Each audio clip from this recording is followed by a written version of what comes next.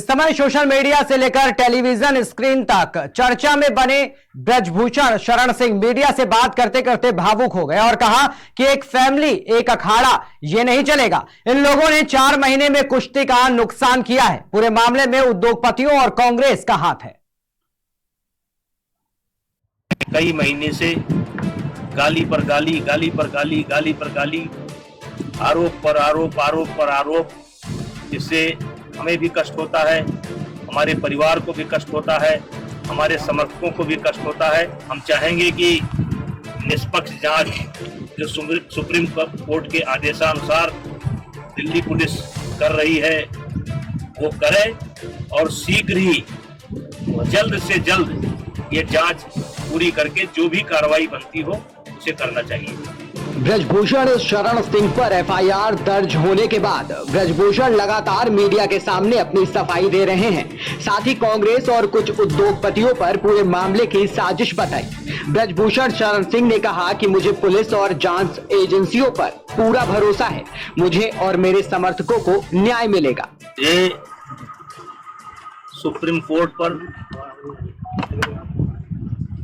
पूर्ण आस्था और विश्वास है और इस देश के अंदर सुप्रीम कोर्ट से कोई बड़ा नहीं हो सकता। और सुप्रीम कोर्ट ने के सामने कल एफआईआर करने की बात आई है और अभी यद्यप एफआईआर की कॉपी मेरे पास नहीं है, लेकिन एफआईआर हो ही गई होगी और उसमें मुझे कुछ गलत प्रतीत नहीं होता है। और जो जांच एजेंसी वर्तमान समय में दिल्ली पुलिस है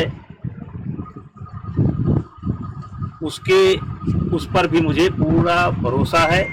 मुझे किसी प्रकार से कोई शिकायत नहीं है और मैं पूरी तरह से निर्दोष हूं और इन आरोपों का सामना करने के लिए तैयार हूं।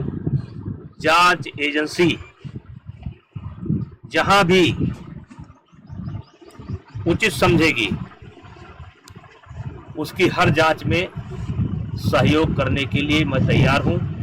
मुझे पहले भी भरोसा था, आज भी भरोसा है। सुप्रीम कोर्ट से ऊपर इस देश के अंदर कोई नहीं हो सकता है और सुप्रीम कोर्ट का आदेश सर्वमान्य है और मुझे या मेरे समर्थकों को ये आदेश सर्वमान्य है और मुझे जांच एजेंसी पर पूरा भरोसा है और मुझे और मेरे समर्थकों को न्याय मिलेगा, क्योंकि लगातार कई महीने से गाली पर गाली, गाली पर गाली, गाली पर गाली, आरोप पर आरोप, आरोप पर आरोप, इससे हमें भी कष्ट होता है, हमारे परिवार को भी कष्ट होता है, हमारे समर्थकों को भी कष्ट होता है। लेकिन हम चाहेंगे कि निष्पक्ष जांच जो सुप्रीम कोर्ट के आदेशानुसार दिल्ली पुलिस कर रही है वो करे और शीघ्र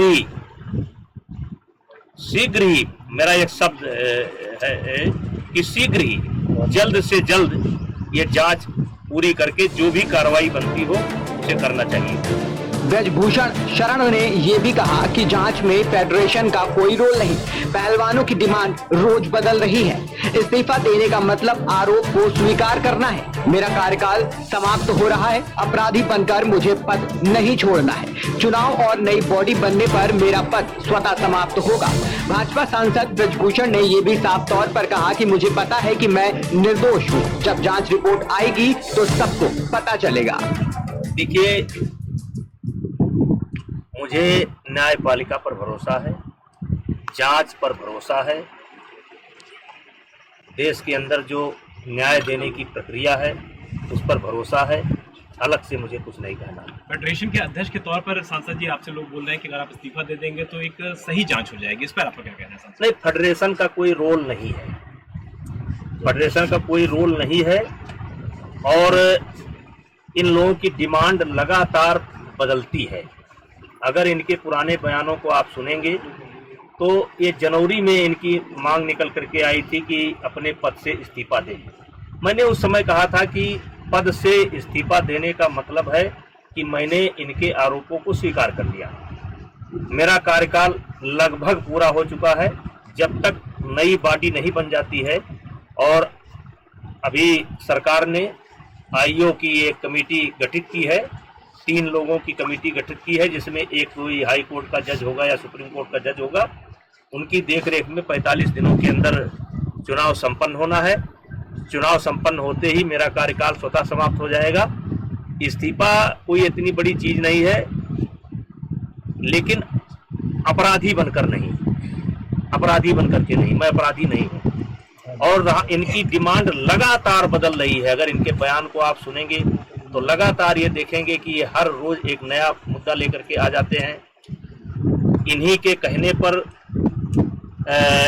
जांच कमेटी बनी, इन्हीं के कहने पर एक व्यक्ति ऐसा है जिसको जांच कमेटी में शामिल नहीं होना चाहिए था, उसको भी सरकार ने शामिल किया।